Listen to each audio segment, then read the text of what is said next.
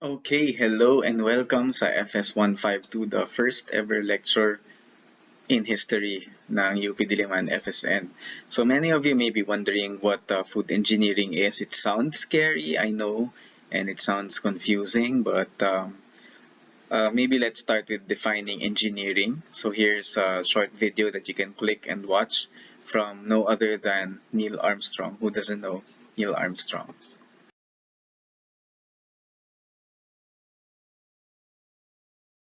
Alright, so now that we have an idea what engineering is, i-append naman natin yung salitang food. Does that change the meaning? Slightly. So when we say food engineering, we take engineering principles and apply it to different aspects of food manufacturing, usually in the context of a large scale o yung mga factory pagawaan na tinatawag natin. No?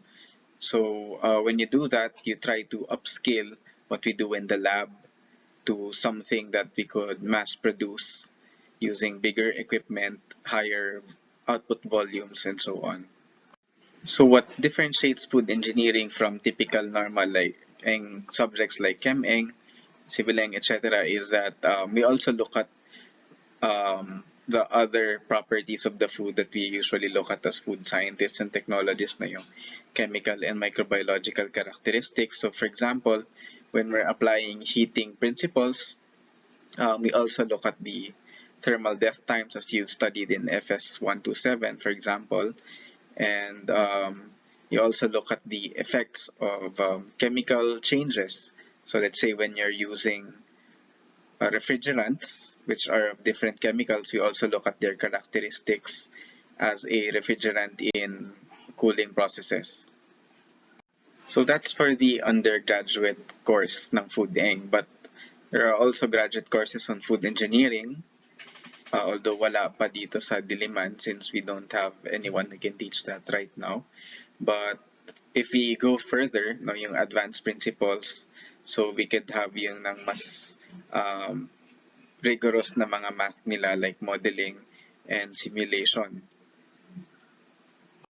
So if you recall your history of food science, yung food science nag-evolve siya from various disciplines banding together and ultimately creating something for its own.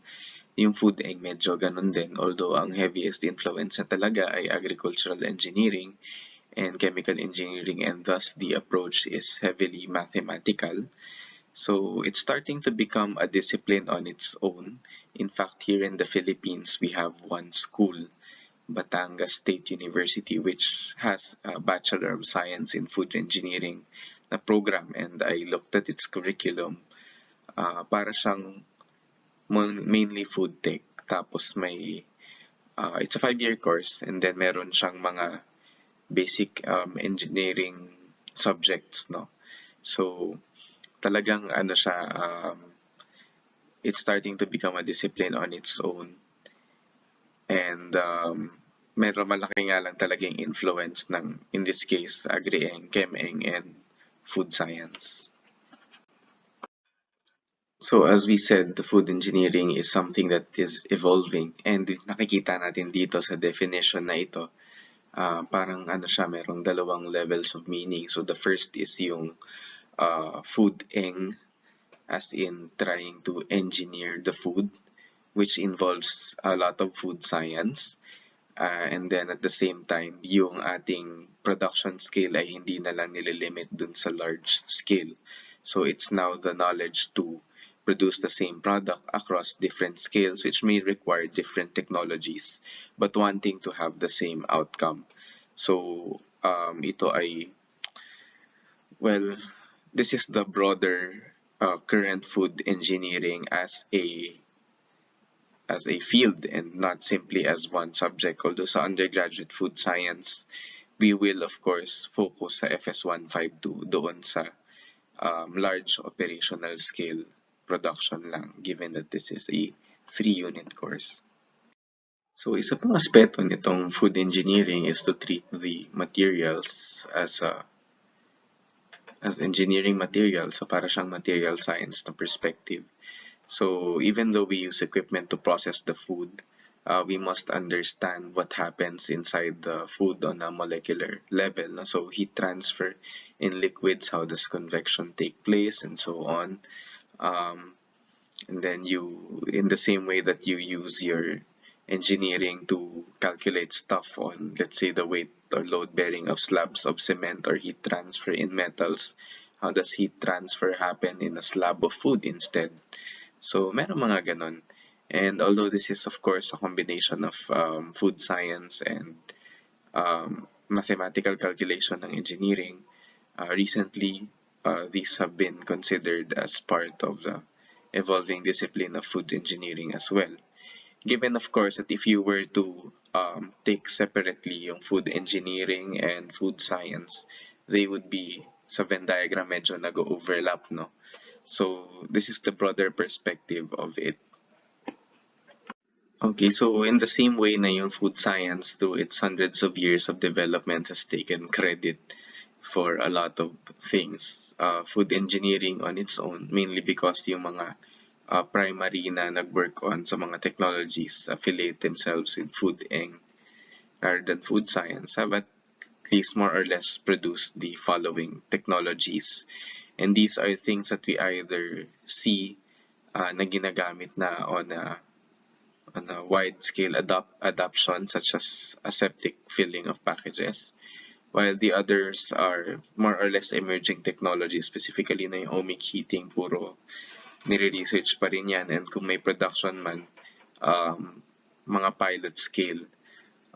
Freeze drying, of course, has been extensively used, but this is a developing technology as well.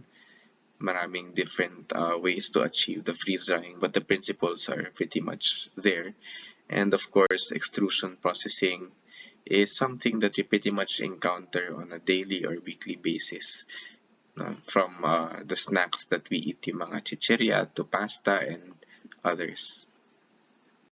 So medyo nakakahilo no, na parang ang daming definition ng food engineering. Well, in the first place kasi wala pa talagang total agreement. It's not like food science na meron kang universal definition across different academic institutions. But nonetheless, for our purposes, we'll be looking at food eng as a utilization of unit operations. So that's why we have a topic on it. And then yung sa coverage natin, of course, there's heat and mass transfer, fluid flow, thermodynamics, physical chemistry, and material science. Although yung last two, medyo implied na lang sa coverage ng ating subject. And then we will not cover the design, construction, and operation of industrial processing plants. Medyo yun talaga yung forte ni ChemEng. And talagang hindi kaya yan sa 3 units natin, but at least we know that this is something that we need to discuss or at least be familiar with kung magtatagal ka or mag-specialize ka sa food eng, like maybe in your masters or something. So marahil yung iba sa inyo nagtataka, bakit kaya calculus yung you shiver at the word calculus? But calculus yung prereq nitong food eng. Well, of course, in a way, it's because engineering has a lot of mathematical equations, but don't worry on my end. Although ginagamit yung derivatives to use derive rather the equations that we use, the approach we'll take in this course, lalo dun sa authors na ginagamit natin, is to have to look at the equations as they have been derived. So, gintindihin lang natin paano sila nakuha, but we don't have to do the actual derivations every time we have to use the equations. Kumbaga, the equations have been made for us. Ang part natin is to understand them.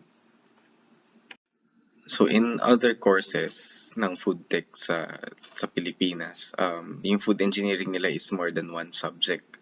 Although I would have to say that parts of our food processing class, like let's say FS127, is actually under food eng sa ibang mga schools, no?